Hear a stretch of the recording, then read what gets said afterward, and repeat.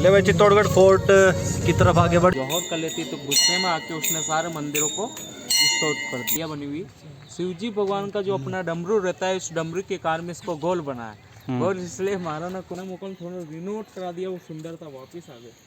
इन भगवान को विजय स्तंभ का फोटो चाहते हो तो यहाँ से और ले सकते हो यही।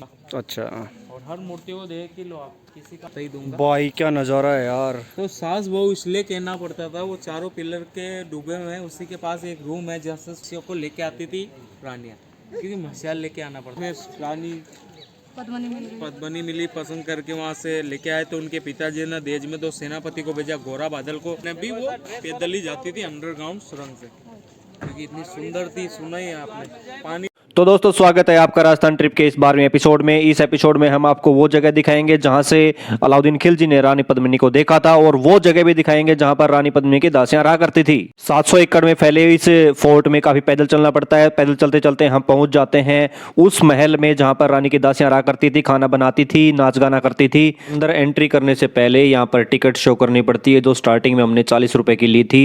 एंट्री करते ही हम देखते हैं कि दोनों तरफ 2 लॉन टाइप के बने हुए हैं, और यहाँ रानी की सुरक्षा में तैनात सैनिकों के लिए जगह बनी हुई है। और इस महल के जितने भी गेट हैं, उन गेट के पास में जो स्लोप बना हुआ है वो इस तरीके से बनाया गया है कि कोई सांप भी इस महल में प्रवेश ना कर पाए। और जो दीवारें हैं वो जिग-जैग अवस्था में है कि सामने से अगर कोई व्यक्ति आता है तो उसको हम लोग दिखाई ना दें। तो आइए दोस्तों, हम लोग आगे बढ़ गए हैं उस महल की तरफ, और ये महल के मेन गेट के दोनों तरफ ये जो जगह है, यहाँ पर सैनिकों के घोड़े, हाथी यहाँ पर खड़े हुआ करते थे। अब हम लोग एंट्री कर गए हैं महल के अंदर। तो दोस्तों आप देख रहे होंगे कि यहाँ पर इस महल में ज़्यादा कुछ खिड़कियाँ दरवाजे नहीं हैं। अगर जो कुछ भी हैं तो वो हैं झरोखे, जहाँ पर महारानी की दासियाँ बैठा करती थी। दोस्तों ऐसा नहीं है कि यहाँ पर सिर्फ रानी पद्मिनी और रानी की दासियाँ ही तैयार हुआ करती थी। ये देखो ड्रेसिंग रूम, ये ड्रेसिंग रूम हुआ करता था उस टाइम पे। राजा महाराजा भी यहाँ पर तैयार होके जाते थे, और रानी की दासियाँ यहाँ पर झरोखे में बैठ के उनके ऊपर फूल बरसाया करती थी। ये देखो दोस्तों, ये है शौचालय।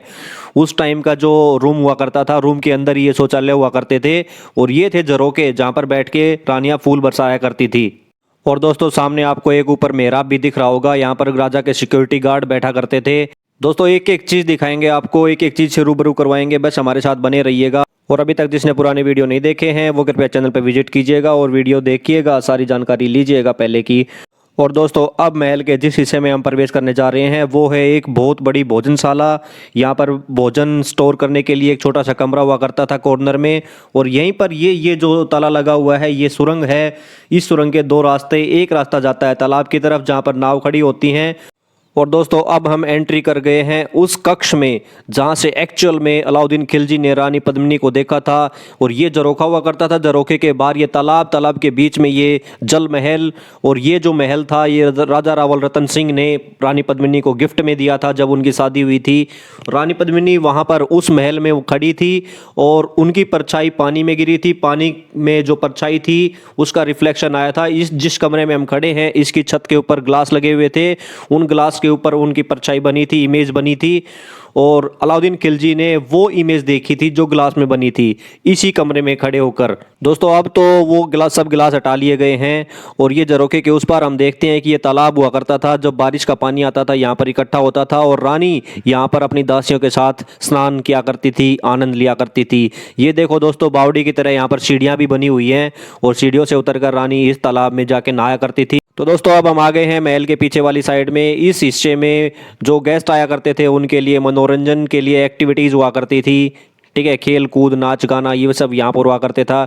अब हम लोग बिल्कुल पीछे की साइड में जा रहे हैं, तो वहाँ पर हमें तालाब दिखाई देता है। ये जो अरावली माउंटेन की पथरीली जो सतह है, वहाँ पर पानी इकट्ठा करने के लिए जगह बनाई गई है।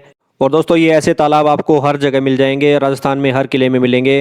तो दोस्तों बने रहिएगा हमारे साथ, हमारी वीडियो देखते रहिएगा, कमेंट कीजिएगा, शेयर कीजिएगा, जितना हो सके उतना ज़्यादा।